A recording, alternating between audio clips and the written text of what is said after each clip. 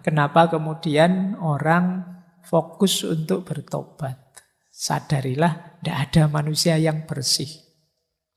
Maka manusia itu tidak pantas, tidak kompatibel kalau dia sombong.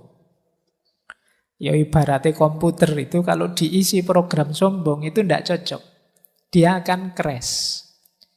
Kenapa sih seperti saya bilang tadi, taubat ini dipentingkan. Kalau bahasa anak-anak hari ini mungkin diviralkan oleh para sufi, para ulama.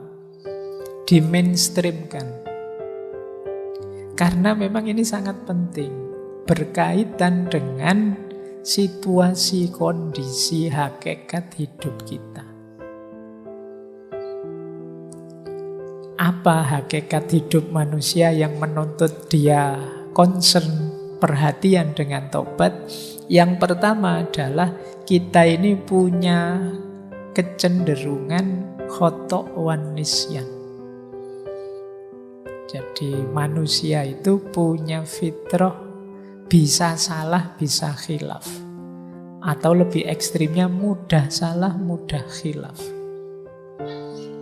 Dan itu tidak perlu saya suruh ngaku, kamu sudah ngerti sendiri bahwa manusia itu mudah salah, mudah khilaf. Jangankan yang tidak sengaja, yang kamu sengaja itu loh banyak.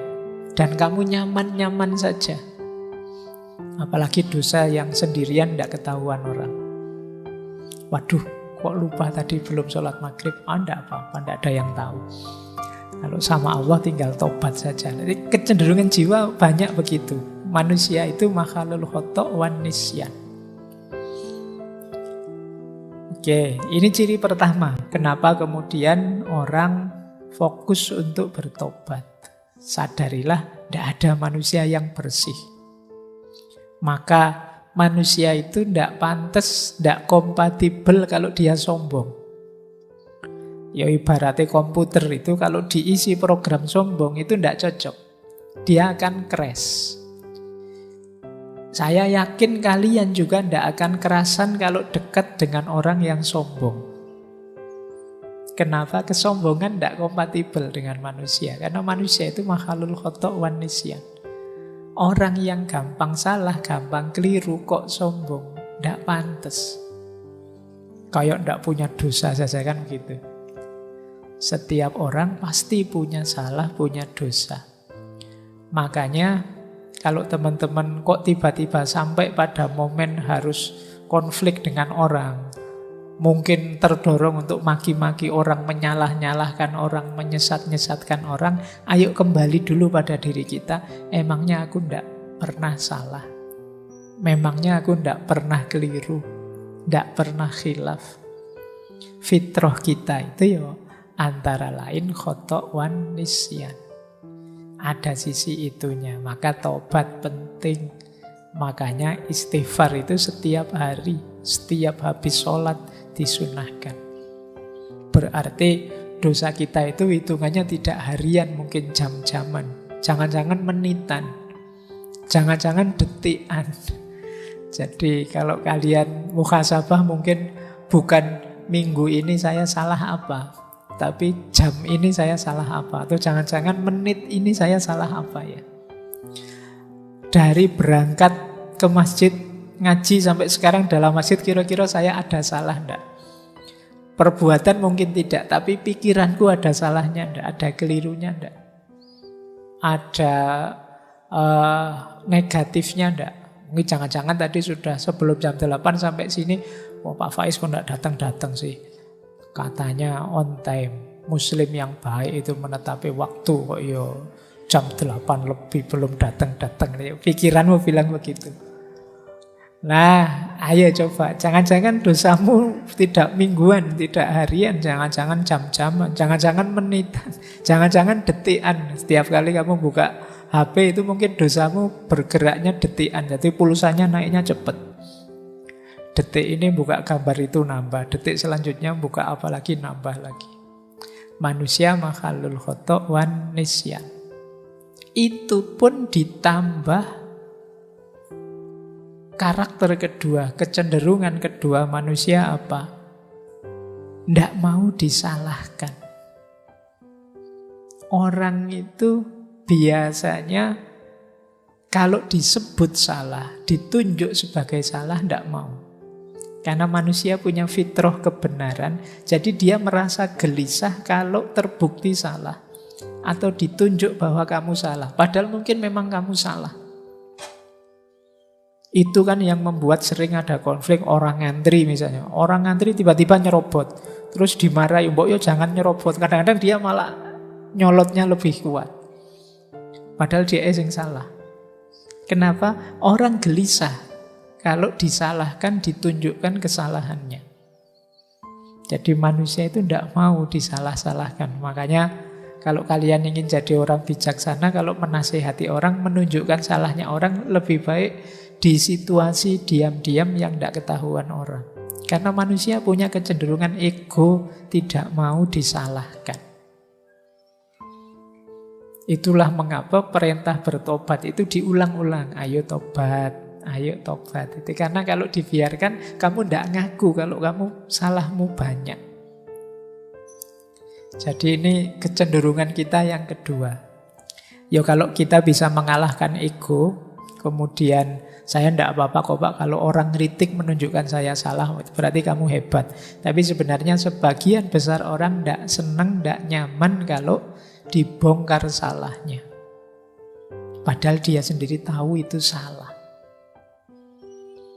Sampai kadang mencari, kalau kayak minggu lalu, defense mechanism. Wah, kamu kok nonton video-video kayak gitu? Terus, alah ngapain sih ngurusin hal kecil kayak gini? Yang dosa lebih besar banyak itu, yang korupsi itu, yang kamu malah lari kemana-mana. Karena tidak ingin yang salah itu kamu, biar orang lain saja yang salah. Nah ini kecenderungan kita. Kadang-kadang karena saking tidak bisa mengelaknya, terus kamu lempar kesalahan, nyari kambing hitam ke yang lain. Saya dosa kayak gini, ya jangan salahkan saya. Mbok yo yang kayak gini nih harusnya mbok diblokir sama pemerintah, mbok tidak usah dibolehkan tayang, mbok aja kamu malah nyalahkan itunya. Padahal yang nafsu kamu.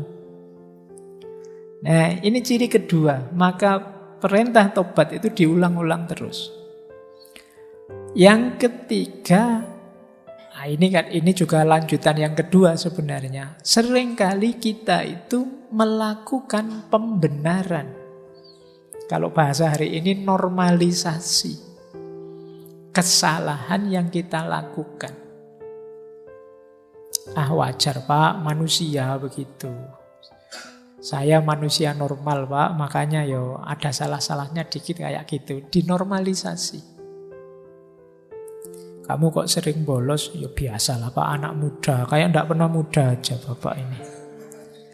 Kamu normalkan yang salah. Nah ini penting kamu ingat-ingat. Itu yang dimaksud Imam Ghazali. Pikiran kita itu sebenarnya bukan raja. Dia hanya panglima perang yang kuat saja, yang disuruh-suruh oleh hati kita. Jadi kita itu sering tidak mencari kebenaran, tapi mencari pembenaran. Makanya kalau kita dengerin YouTube, kalau kita mencari ustadz yang kita sukai, kalau itu mesti yang kita cari ya yang cocok dengan kebenaran yang kita yakini selama ini. Kita kalau bahasanya Sartre dulu, kita hanya ingin mendengarkan gema suara kita. Itu mengapa di ngaji filsafat ini saya lari ke barat, lari ke timur, ke Jawa, usah tak puter-puter kemana-mana, biar kamu luas. Biar kamu tidak hanya mendengarkan gema suaramu. Biar tidak hanya pembenaran yang kamu cari, tapi juga kebenaran. Karena cirinya manusia memang selalu mencari pembenaran. Nah kalau kamu sadar, kalau salah ya salah, jangan memberi pembenaran, kan berarti kamu terbuka untuk bertobat. Ya ternyata saya memang kemarin keliru, saya memang salah. Dan ini tidak gampang pada manusia. Mungkin mulutmu tiap hari istighfar, tapi istighfarmu kan tidak mantap, tidak sepenuh hati. Karena kamu punya argumen yang kamu lakukan itu tidak sepenuhnya salah. Yang keempat, kenapa kita harus sering bertobat? diri manusia ini punya beberapa perangkat yang sifatnya dual. Dual itu punya dua sisi. Kalau bahasa Al-Quran, fujuroha wa taqwaha. Ini yang membuat kita bisa khilaf. Misalnya, nafsu makan itu bagus, tapi ketika kita berlebihan dalam makan, dia berubah dari takwa jadi mungkar. Nafsu seks itu manusiawi, tapi kalau kita melampiaskannya tidak di jalur yang benar, ya dia dari takwa jadi mungkar. Ada dual. Mata ini bisa jadi sumber pahala, bisa jadi sumber dosa. Tanganmu juga begitu, kakimu juga begitu. Ini namanya dual karakter. Sehingga ya kalau tidak hati-hati ini kecampur-campur. Itulah mengapa kita penting bermuhasabah. Jadi, ya benar sih kamu buka HP-nya, HP WA Al-Quran kamu ngaji, tapi kamu lupa tiba-tiba muncul iklan orang yang bajunya minim misalnya. Harusnya astagfirullah, tapi alhamdulillah. Terus kamu sadar, tidak boleh sebenarnya saya lihat, dosa aku misalnya. Nah, ini loh sering keselip-selip, kecampur-campur. Kenapa? Karena karakter perangkatmu yang diberikan oleh Allah, ya memang ini jalanmu untuk bisa menikmati hidup di dunia ini. Kalau tidak hati-hati bisa menggelincirkanmu. Disitulah gunanya kamu sadar harus siap sedia untuk selalu bertobat. Nah, terus yang kelima, yang terakhir ini godaan. Sekeliling kita itu banyak sekali godaan. Jadi kalau pakai istilahnya bulan lalu ya, jadi segala yang kita temui itu sebenarnya nantang kita. Mau kamu apakan? Nah, ini godaan. Teh yang ada di sebelah saya ini kan sudah disuguh, ini godaan. Mau diminum atau tidak diminum, sisa sehingga dibuang saja. Ini kan ada dua alternatif. Ketemu kalian ngaji malam hari ini kan juga begitu. Mau diikuti saja, dikritisi saja, dicueki saja, dijalankan saja. Ini semua tantangan-tantangan. Yang begitu kamu salah membacanya, ya harusnya lahir pahala jadi lahir dosa.